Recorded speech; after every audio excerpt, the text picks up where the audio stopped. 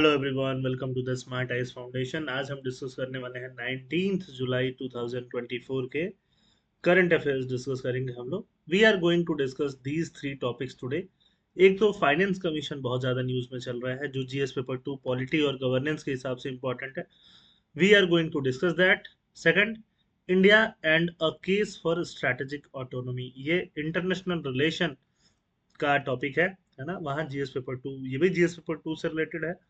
Third topic, disabling the disabled, जो disabled है उसको डिसेबलिंग, तो इसको समझना पड़ेगा। ये सोशल जस्टिस के हिसाब से इंपॉर्टेंट है। सोशल जस्टिस जीएस पेपर 2 में आएगा, और उसके साथ साथ जीएस पेपर 4 एथिक्स में भी इसका इंपॉर्टेंस हम लोग ले सकते हैं। तो let's start with the first topic. जैसा कि आप देख रहे हो, this topics belongs to the Hindu में आया था, एक्सप्लेनर करके आया था। What is the rules of finance commission? Finance commission क्या है, देखो। कॉन्स्टिट्यूशन के हिसाब से पहले तो न्यूज में क्यों है वो समझ लेते हैं। Finance commission of India is currently in the spotlight due to its pivotal role in allocating of financial resource between central government and the state. Central government के बीच और स्टेट के बीच फाइनेंशियल रिसोर्स को एलोकेट करती है, मतलब पैसे बांटती है, सिंपल वर्ड्स में पैसे बांटती है। ये एक कॉन्स्टिट्यूशनल बॉडी है, हर 5 साल में कॉन्स्टिट्यूट होती है। Play a crucial role in determining the distribution of tax. Tax revenue जो कलेक्ट होता है उसको डिस्ट्रीब्यूट करने में क्रूशियल रोल होता है। ग्रांट्स को देने में, फाइनेंशियल मैटर्स को देने में, फिजिकल इक्विटी मेंटेन कराने में। इक्विटी समझते हो ना, कि इक्वालिटी रहे डिस्ट्रीब्यूशन में, जो भी स्टेट्स के पास या सेंटर के पास, और पूरे नेशन में स्टेबिलिटी मेंटेन कराती है ना। इसको फिजिकल बैलेंसिंग व्हील भी कहा जाता है, balancing wheel of physical federalism. Balancing wheel of physical federalism बोला जाता है फाइनेंस कमीशन को। फाइनेंस कमीशन कौन से आर्टिकल से होता है? 280। देखो, बहुत सिंपल टॉपिक है फाइनेंस कमीशन, पहले मैं डिटेल में आपको समझा ही देता हूँ, है ना। टैक्सेस जो आप पे करते हो, टैक्सेस टैक्सेस जो है, कुछ टैक्सेस जाते हैं स्टेट गवर्नमेंट्स के पास, स्टेट गवर्नमेंट्स के पास डायरेक्ट जाते हैं। कुछ टैक्सेस जाते हैं सेंटर गवर्नमेंट के पास। सेंटर गवर्नमेंट के पास टैक्सेस जाते हैं वो ज़्यादा जाता है। इनकम टैक्स भी सेंट्रल गवर्नमेंट के पास जा रहा है, कॉरपोरेट टैक्स भी सेंट्रल गवर्नमेंट के पास जा रहा है, जीएसटी का कंपोनेंट भी जा रहा होता है। स्टेट के पास तो कम टैक्स जाता है। जो टैक्स स्टेट के पास जाता है, स्टेट उसका यूज कर लेता है ना। स्टेट को अपने पास पैसे की बहुत जरूरत होती है। जो पैसे सेंटर के पास जाते हैं, वो अकेले सेंटर उसका यूज नहीं करेगा, बहुत ज्यादा अमाउंट होता है उस टैक्स का। तो ये पैसा, ये टैक्स एक डिविजिबल पूल बनता है। डिविजिबल पूल मतलब इस टैक्स से अब क्या होगा, डिवाइड होगा। डिवाइड किसके बीच होगा? वापस से स्टेट के बीच डिवाइड होगा, वापस से सेंटर के बीच डिवाइड होगा। मतलब पैसा भले ही ये सेंटर के पास गया, टैक्स कलेक्ट हुआ, बट स्टेट का भी इसमें शेयर रहेगा, सेंटर का भी शेयर रहेगा। ठीक है, तो इसको बोलते हैं वर्टिकल डिवोल्यूशन। क्या बोलते हैं? Vertical devolution. वर्टिकली स्टेट और सेंटर के बीच, सेंटर ऊपर है, स्टेट नीचे है, वर्टिकली पैसा डिस्ट्रीब्यूट होगा, डिवोल्यूट होगा। और दूसरा, स्टेट में भी क्या हर स्टेट को एक पैसा बराबर दोगे? गोवा को और यूपी को, आसाम को, सबको सेम मिलेगा क्या? नहीं। आपको सोच के ही लग रहा है कि यूपी को और गोवा को सेम तो नहीं मिलना चाहिए, गोवा की पॉपुलेशन काफी कम है। तो इसमें स्टेट स्टेट में जो पैसे डिवाइड होते हैं उसको बोलते हैं हॉरिजॉन्टल डिवोल्यूशन। स्टेट सारे एक लेवल पे हो गया तो हॉरिजॉन्टल, ऊपर सेंटर नीचे स्टेट, तो उसको वर्टिकल। तो वर्टिकल और हॉरिजॉन्टल डिवोल्यूशन करने के लिए बनाया जाता है फाइनेंस कमीशन। वो फॉर्मूला बताता है कि किस बेसिस पे सेंटर के पास पैसा कितना जाएगा, स्टेट के पास जाएगा, स्टेट्स में आपस में कितना पैसा बटेगा। तो ये क्या करता है, रेकमेंड करता है। और ये रिकमेंडेशन जो है नॉन बाइंडिंग है। नॉन बाइंडिंग है, ये याद रखना, बट फिर भी काफी इन्फ्लुएंस रखता है। और जनरली जो होती है गवर्नमेंट इसको डिनाई नहीं करती है। अब मुझे एक बात बताओ, कि जो टैक्स का कलेक्शन है वो तो चेंज होते रहता है, हर साल अलग टैक्स कलेक्शन होता है। और कुछ सालों में ऐसा हो सकता है कि बिल्कुल ही ऊपर नीचे हो जाए टैक्स का कलेक्शन। फॉर एग्जांपल 5 ईयर में, है ना, जीएसटी इंप्लीमेंट हो रहा है, कुछ और टैक्स आ रहा है, कुछ टैक्स हट रहा है। तो इसीलिए ये जो फाइनेंस कमीशन है, इसको ये इम्बैलेंसिंग को दूर करे तो हर 5 ईयर में इसको फॉर्मूला बनाना होता है। तो परमानेंट बॉडी बना के कोई फायदा नहीं है, 5 ईयर में एक बार काम पड़ता है। तो एक बार एक फाइनेंस कमीशन आता है, अगले 5 ईयर के लिए फॉर्मूला बनाता है, वापस चला जाता है। फिर 5 ईयर बाद दूसरा फाइनेंस कमीशन आता है। और ये फाइनेंस कमीशन बुलाता कौन है? बुलाता है मिस्टर प्रेसिडेंट, है ना, या मैडम प्रेसिडेंट, जो भी है। ये फाइनेंस कमीशन को कॉन्स्टिट्यूट करते हैं कि फाइनेंस कमीशन आओ, अब तुम्हारा टाइम आ गया है, नया वाला फॉर्मूला बनाओ। और ये नया फॉर्मूला कितने दिन के लिए चलेगा, फिर 5 ईयर के लिए। उस 5 ईयर में सेंटर के पास जो टैक्स जाएगा उसमें कितना सेंटर के पास रहेगा, कितना स्टेट्स के पास जाएगा, वो बता दो। और स्टेट्स स्टेट्स में आपस में कितना डिवाइड होगा वो भी बता दो। ठीक है, अभी 15th फाइनेंस कमीशन, क्योंकि हर 5 साल में आता है, तो 15th फाइनेंस कमीशन ने जो फॉर्मूला दिया है उस फॉर्मूला के हिसाब से सेंटर के पास जो टैक्स कलेक्ट होता है उसमें 41% कहाँ जाता है, स्टेट्स के पास, और 59% कहाँ रह जाता है, खुद सेंटर के पास। सिक्योरिटी, नेशनल सिक्योरिटी, ये सब तो सेंटर को ही देखना होता है ना। ठीक है, वर्टिकल डेवोल्यूशन आप समझ गए और हॉरिजॉन्टल डेवोल्यूशन भी आप समझ गए। स्टेट के पास जो पैसे डिवाइड होते हैं उसमें क्या क्या फैक्टर होता है, क्या क्या फॉर्मूला, पॉपुलेशन होगा, इनकम होगा, कोई राज्य कोई स्टेट अमीर है गरीब है उसके बेसिस पे, ज्योग्राफिकल एरिया, फॉरेस्ट है कि नहीं है, माउंटेनियस रीजन है क्या है, ये भी फैक्टर करते हैं।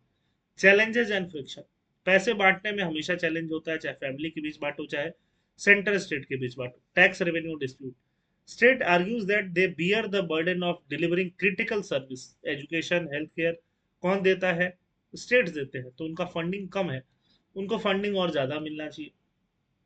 डिविजिबल पूल का इशू क्या है, disagreement arise over what constitutes the divisible pool. अब सेंटर के पास जितना पैसा आता है वो सब नहीं बढ़ता है ना, कुछ पार्ट जो है वो अलग से सेंटर के पास रहता है, वो सेंटर ही यूज करता है, और मैक्सिमम पार्ट जो है उस पे से डिस्ट्रीब्यूट होता है। जिसमें से डिस्ट्रीब्यूट होता है उसमें से क्या बोलते हैं, डिविजिबल पूल। जैसे सेंटर कुछ कुछ लगाता है सेस, है ना, कुछ कुछ लगाता है सर चार्ज। ठीक है, जीएसटी 28% जीएसटी के ऊपर भी सरचार्ज लगाया है। पहले स्वच्छ भारत सेस लगता था, कृषि कल्याण सेस लगता था। तो ये सेस और सरचार्ज जो होते हैं ये सेंटर ही अपने पास रखता है, ये डिविजिबल पूल में ऐड नहीं होता है। स्टेट बोलते हैं भाई इसको भी ऐड करो, इसको क्यों नहीं ऐड करते हो, तो ये इशू क्रिएट होता है।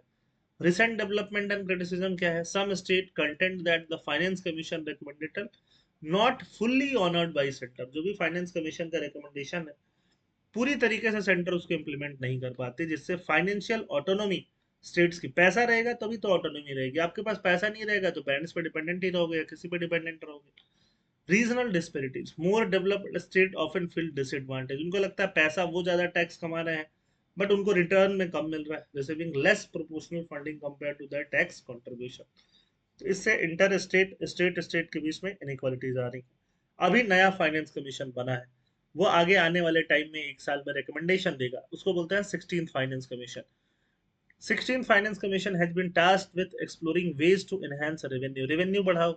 उसको बोला गया देखो पंचायत म्यूनिसिपालिटी सबका रेवेन्यू बढ़ना चाहिए और मेन ग्रास रूट गवर्नेंस भी स्ट्रांग होनी चाहिए। It face the challenge of balancing physical decentralisation. Decentralisation मतलब पैसा ऊपर से नीचे की तरफ आना, उसको क्या बोलेंगे, फिजिकल डिसेंट्रलाइजेशन कीवर्ड है, इसको यूज किया जाता है मेंस एग्जाम में। with ensuring equitable distribution amidst diverse regional need and capacities। Main problem क्या है कि इसको इक्विटी मेंटेन करना है डिस्ट्रीब्यूशन में, ट्रांसपेरेंसी दिखाना है। Current commission has initiated public consultation, लोगों से पूछताछ भी हो रही है, डाइवर्स पर्सपेक्टिव लिए जा रहे हैं, बहुत सारे स्टेक होल्डर को एंगेज किया जा रहा है, सो दैट कि जो नया फॉर्मूला बनाया जाए वो बहुत अच्छा बनाया जाए, है ना। ट्रांसपेरेंसी इन डिसीजन मेकिंग को इंश्योर करने की कोशिश की जा रही। कई बार आप बोलते हो कि सर हमें कंक्लूजन लिखने में दिक्कत होता है, तो इस बार मैंने टॉपिक्स में अलग से कंक्लूजन लिख दिया कि अगर फाइनेंस कमीशन ही आ गया अभी आने वाले मीन्स में तो कैसे कंक्लूजन लिखोगे। इतना बड़ा भी लिख सकते हो और इसमें से एक सेंटेंस भी लिख सकते हो। The finance commission of India stands at the intersection of federal physical relation, influencing the balance of financial power between center and state as it navigates complex issues of revenue allocation and regional disparity. Its recommendation shaped not only economic policies but also the governance landscape of the nation. The evolving role of Commission reflects ongoing debate on fiscal federalism, demanding careful consideration of diverse regional dynamics and governance imperative.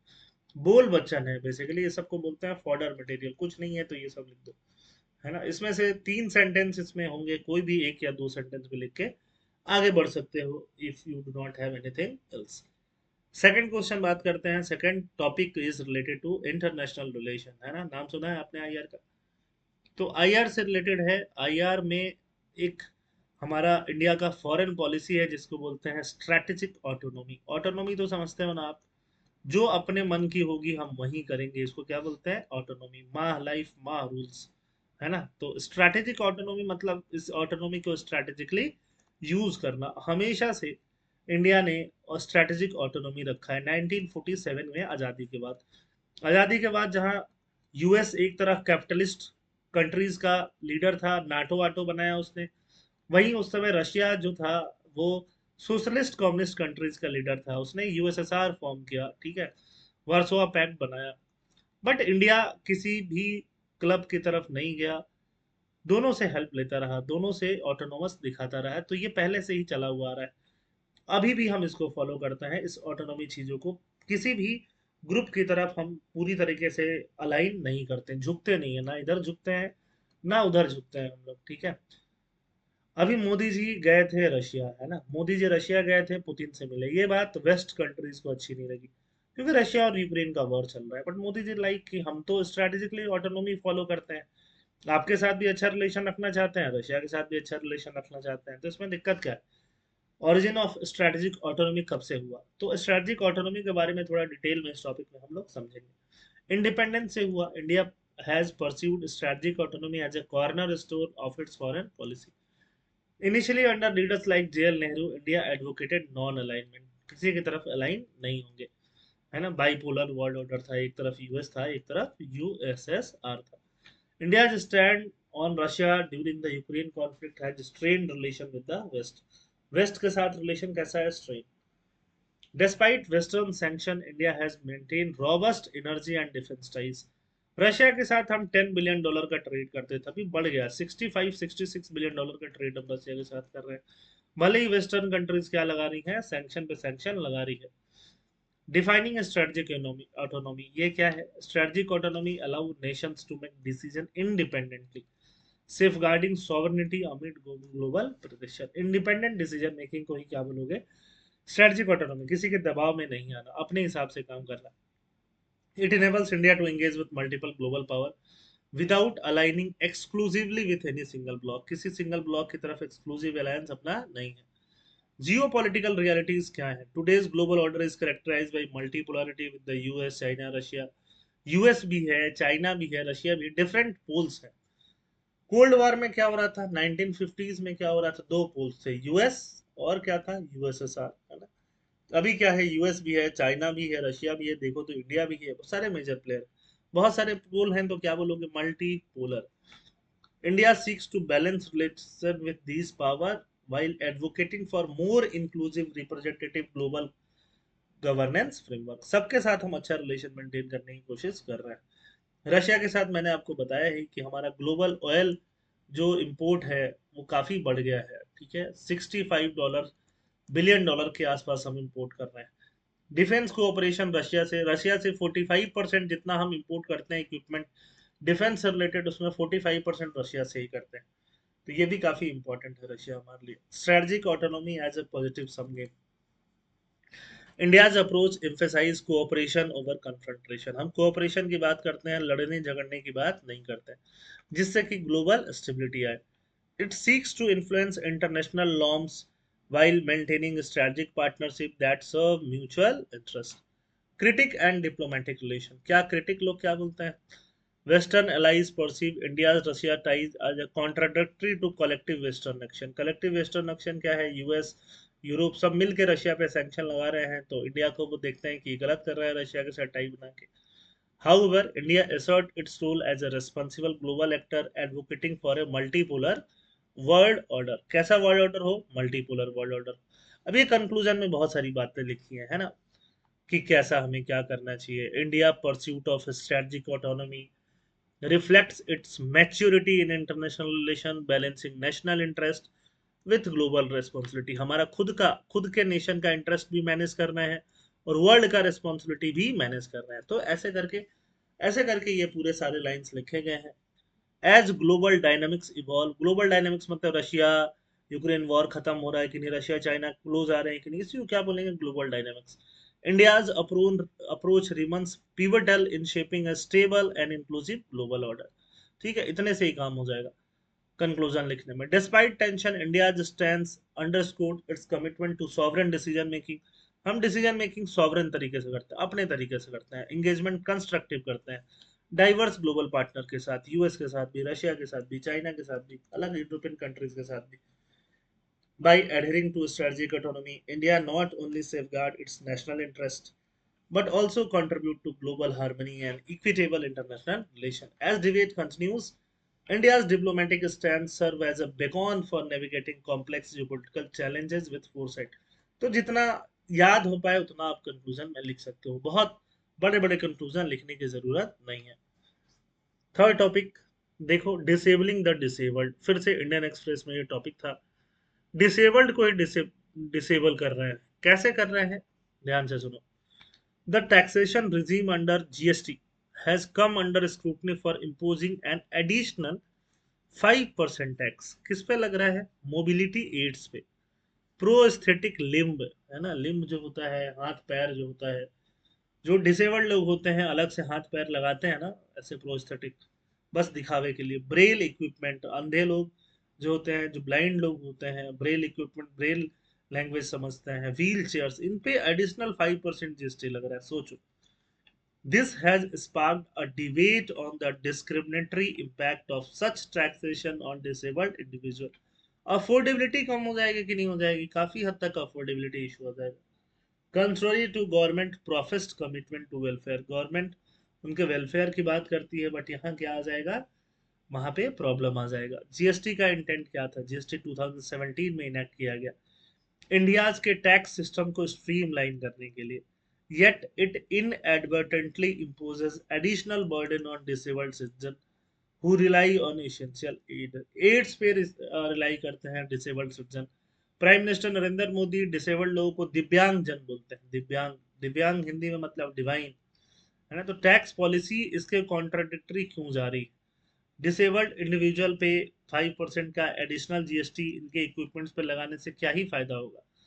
The taxation policy effectively discriminate against the disabled, making them pay for necessities, ये necessary है ना, that enhance their quality of life and independence। इससे इनका independence क्या होगा, hamper होगा। Article 14 के against है, कैसे है, आर्टिकल 14 से इक्वालिटी की बात करता है ना।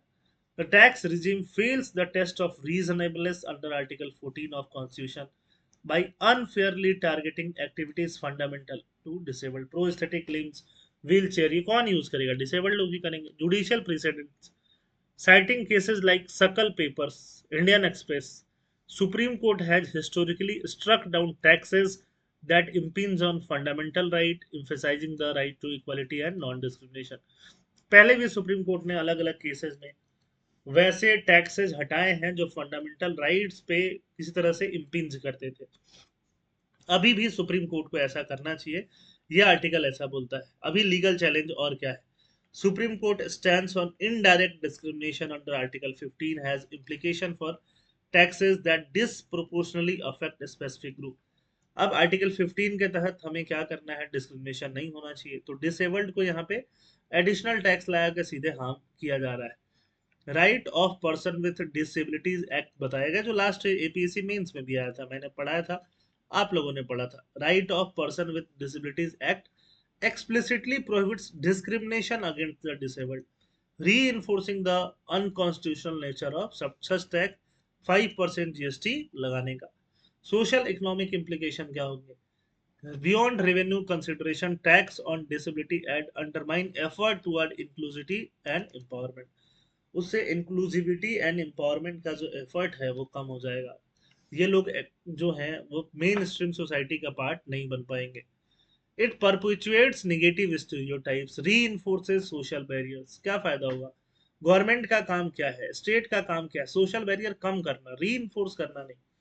By financially penalizing those already facing challenge, call for reform, advocates and legal experts urge the government to revise the GST framework concerning disability aids, reforming tax policies to align with principle of equality inclusivity is crucial for upholding the dignity and rights of disabled individual. ठीक है, conclusion में फिर ये सारी चीजें लिख सकते हो आप, मतलब सीधे सीधे जीएसटी को हटाना है, और ये सारे कीवर्ड्स आपको याद रखने चाहिए, इसलिए मैंने हाईलाइट किया है, अंडरलाइन किया है। Imposition of GST on Disability Act represents a stark contradiction to India's constitutional values, international commitment to our disability rights. As the nation strives for economic growth and social progress, it must ensure that its taxes policy do not inadvertently perpetuates discrimination. तो इस issue को हमें address करके एक inclusive society जिसमें लोग dignity के साथ रह सकें उन पे फोकस करना चाहिए। तो आई होप ये तीनों टॉपिक आपके समझ में आए होंगे। और स्मार्ट आईएएस फाउंडेशन एक स्कॉलरशिप टेस्ट करा रहा है जहाँ पे आपको 100% तक मतलब 100% स्कॉलरशिप मिल सकता है हमारे सारे कोर्सेज में। टॉप 20 लोगों को 100% स्कॉलरशिप मिलेगा। अगर आप रजिस्टर करना चाहते हैं तो आप रजिस्टर कर लीजिए 20 तारीख तक कैसे भी करके।